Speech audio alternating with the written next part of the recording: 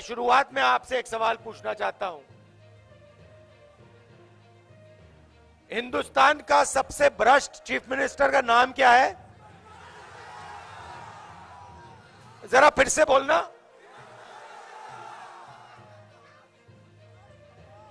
ये बड़ा टैग है, जहां भी जाके पूछो। ये आप मत सोचो कि ये सवाल मैंने सिर्फ आपसे पूछा है। मैं ये सवाल कोने कोने में पूछ रहा हूं।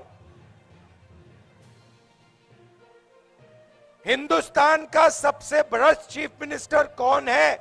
और जो ये देखो, छोटे बच्चे, बुजुर्ग लोग, माताएं बहनें, युवा, बेरोजगार युवा, किसी से भी पूछो हिंदुस्तान का सबसे भ्रष्ट चीफ मिनिस्टर कौन है, ये आता है जवाब। अब यहां से 2-3 किलोमीटर पहले 20-25 बीजेपी के कार्यकर्ता नेता झंडा लिए हमारी बस के सामने आ गए। मैं बस से निकला, वो भाग गए।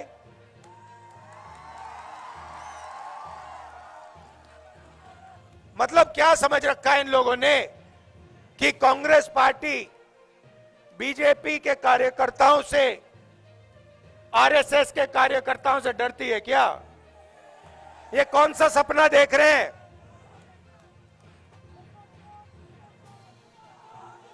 जितने हमारे पोस्टर फाड़ने फाड़ लो,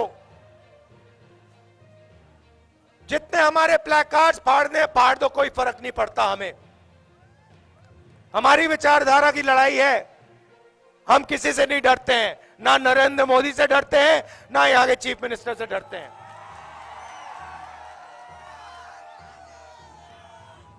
मगर बीजेपी के नेताओं को असम के युवाओं को बताना चाहिए कि आज असम के किसी भी युवा को रोजगार क्यों नहीं मिलता है। यहां के युवा स्कूल जाते हैं, प्राइवेट स्कूल में जाते हैं, जेब से पैसा देते हैं। उसके बाद कॉलेज जाते हैं, यूनिवर्सिटी जाते हैं, पढ़ाई करते हैं, कॉम्पिटिटिव एग्जाम लेते हैं, और लाखों रुपए खर्च करने के बाद पता लगता है कि असम में युवाओं को रोजगार नहीं मिल सकता। कुछ भी कर लो, यहां पे आपको जॉब नहीं मिल सकता। इसका जवाब नरेंद्र मोदी और आपके चीफ मिनिस्टर को देना चाहिए। इसका जवाब नहीं देते हैं। आज मैं जो चाय के मैदान में काम करते हैं, मजदूर भाई जो चाय के मैदान में काम करते हैं, वो आए, मुझे कहते हैं कि बीजेपी ने अपने मैनिफेस्टो में वायदा किया था कि हमारा रेट बढ़ाएंगे, 350 रुपए का कर देंगे। मैंने उनसे पूछा क्या हुआ? कहते राहुल जी, बीजेपी ने हमसे सीधा अपने मैनिफेस्टो में झूठ बोला। फिर मुझे कहते राहुल जी, जब हम बीमार होते हैं, एम्बुलेंस तक नहीं मिलती है, हमने अपने जेब से पैसा देकर एम्बुलेंस में जाना पड़ता है। उससे पहले 4 युवा आए, मुझे कहते हैं राहुल जी, हमारे जैसे 1,50,000 युवा हैं, हमने क्या गलती की? मैंने पूछा क्या हुआ? कहते राहुल जी, 1,50,000 युवाओं ने सालों आर्मी में भर्ती करने की कोशिश की, टेस्ट लिया, रनिंग की, फिजिकल किया, मेडिकल किया। मोदी जी की सरकार ने हमें कह दिया लिख के कह दिया कि आपको आर्मी में एक्सेप्ट कर दिया गया है। फिर कोविड आया, कहते हैं कि अभी ठहरिए, थोड़ी देर ठहरिए। कोविड आया है, कोविड के बाद में आपको आर्मी में लिया जाएगा। 3 साल 1,50,000 युवाओं को नचाया, कहा कि कुछ ही दिनों में हो जाएगा, कुछ ही दिनों में हो जाएगा। और फिर 3 साल बाद कहते हैं तुम्हें हम आर्मी में नहीं लेंगे, ना तुम अग्निवीर बन सकते हो, ना तुम्हारे लिए आर्मी में जगह है। 1,50,000 युवाओं ने आर्मी में जाने का सपना देखा था। असम में, नागालैंड में, अरुणाचल, कर्नाटक, यूपी, बिहार, मध्य प्रदेश, हर स्टेट में इन युवाओं ने अपनी जिंदगी के 3-4 साल दिए। हिंदुस्तान की आर्मी कहती है कि हमने तुम्हें एक्सेप्ट कर लिया। 3 साल बाद हिंदुस्तान की सरकार कहती है तुम्हारे लिए हिंदुस्तान की सेना में जगह नहीं। तो यह सुनने को मिल रहा है। किसान आते हैं, कहते हैं खून पसीना लगा देते हैं हम, 24 घंटे खेत की देखभाल करते हैं, मेहनत करते हैं, रात को सो नहीं पाते, और फिर जब टाइम आता है, अनाज को बेचने का टाइम आता है, हमें पता लगता है कि हमें सही रेट नहीं देती सरकार। ये आपके साथ हो रहा है। मेरे मीडिया के भाई बैठे हैं, खड़े हैं यहां पे, इनकी गलती नहीं है। ये जूनियर लोग हैं, कैमरा चलाते हैं, रिपोर्टिंग करते हैं। मगर मैं आपसे पूछना चाहता हूं, असम के टीवी पर आपने कभी बेरोजगारी पर डिबेट देखा है? कभी महंगाई पर डिबेट देखा है? कभी किसानों के बारे में डिबेट देखा है? कभी अग्निवीरों के बारे में डिबेट देखा है? नहीं। आपको बॉलीवुड के बारे में बता देंगे, ऐश्वर्या राय के बारे में बता देंगे, क्रिकेट दिखा देंगे, मगर जो आपके मुद्दे हैं, जो आपको चुभते हैं, जो आपका दर्द है, आपके जो सपने हैं, इनके बारे में इनके बारे में ये एक शब्द नहीं बोलते हैं। क्यों नहीं बोलते हैं? क्योंकि कंट्रोल कहीं और है।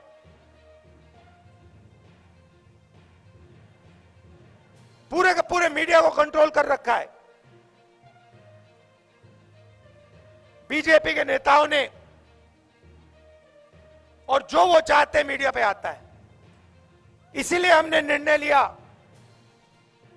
कि और कोई रास्ता नहीं है, हमें कन्याकुमारी से कश्मीर तक चलना होगा, और इसलिए हम 4000 किलोमीटर कन्याकुमारी से कश्मीर चले, 4000 किलोमीटर।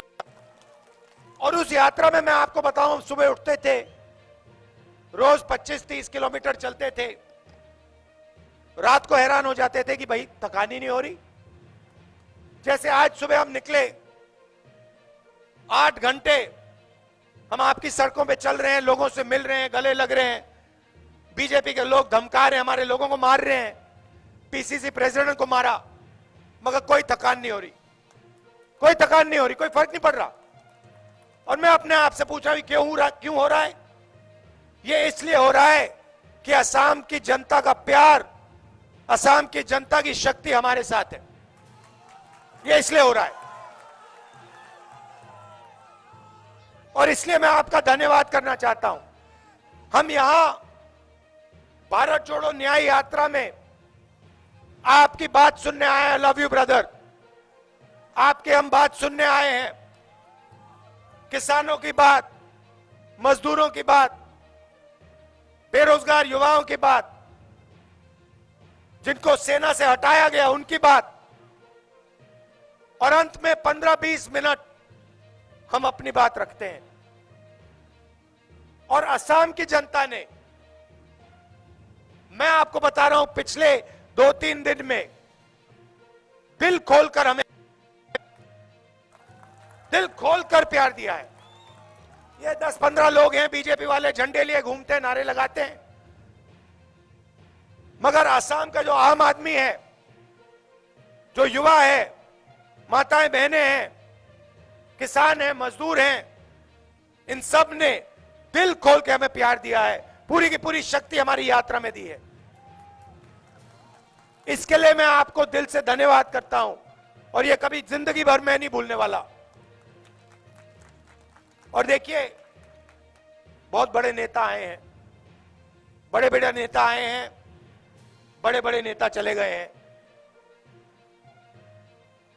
और जितना उनमें अहंकार होता है, जिनके उनके दिल में नफरत होती है, उतनी जल्दी वो जाते हैं, गायब हो जाते हैं।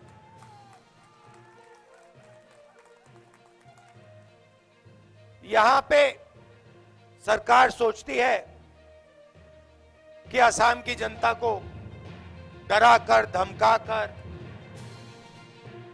दबाया जा सकता है। असम की जनता को कोई नहीं दबा सकता, कोई पैदा नहीं हुआ है जो असम की जनता को दबा सकता। ये नफरत फैलाते हैं, एक धर्म को दूसरे धर्म से लड़ाते हैं, एक जात को दूसरी जात से लड़ाते हैं, एक भाषा को दूसरी भाषा से लड़ाते हैं। इससे किसी का फायदा नहीं होता है। कांग्रेस पार्टी लोगों को जोड़ने का काम करती है। जैसे मैंने पिछली यात्रा में कहा और यहां दोहराऊंगा, नफरत के बाजार में हम मोहब्बत की दुकान खोलते हैं, ये हमारा काम है।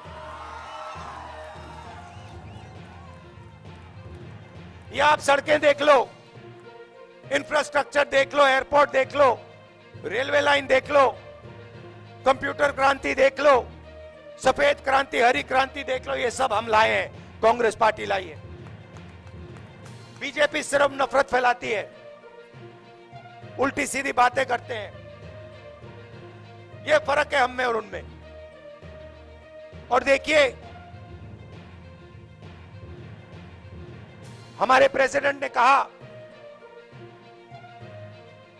प्रधानमंत्री ने अपने कैबिनेट को कल के फंक्शन में नहीं बुलाया, अपने कैबिनेट को नहीं बुलाया, देश के राष्ट्रपति को नहीं बुलाया।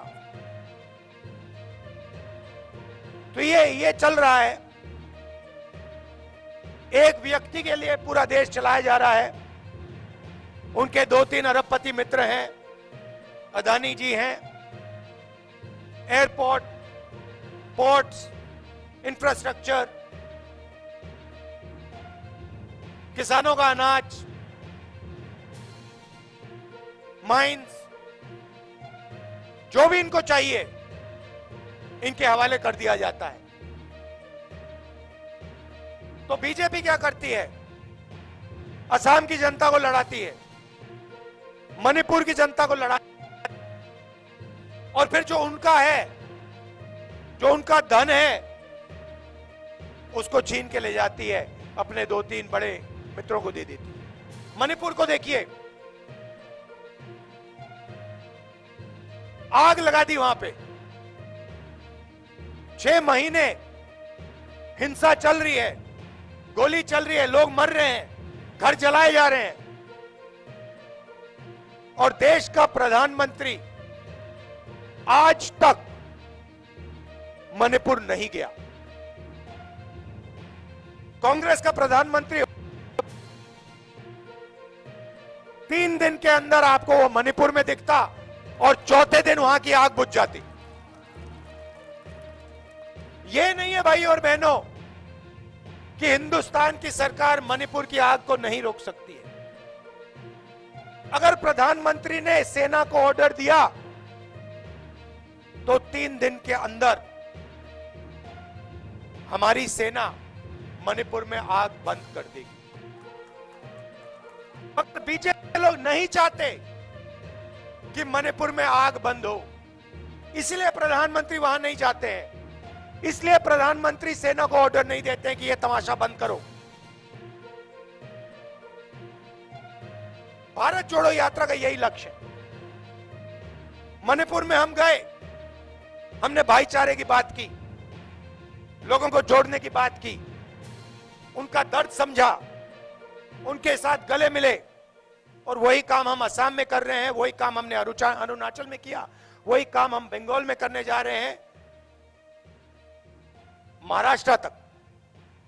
आपकी आवाज सुनने, आपका दर्द समझने के साथ खड़े होकर जो आपके मुद्दे हैं उनके लिए लड़ने। आप यहां आए, रात का समय है, खड़गे जी को निकलना है, तो मैं ज्यादा लंबा नहीं बोलूंगा। मैं दिल से आपका धन्यवाद करना चाहता हूं। आपने इतना प्यार दिया। हर सड़क पे, हर कोने कोने में असम की जनता आती है, मुझसे गले लगते हैं, कोई फूल देता है, कोई चॉकलेट देता है, कोई गमछा देता है। तो इस प्यार के लिए दिल से आपको धन्यवाद करता हूं। और दिल्ली में मैं आपका सिपाही हूं।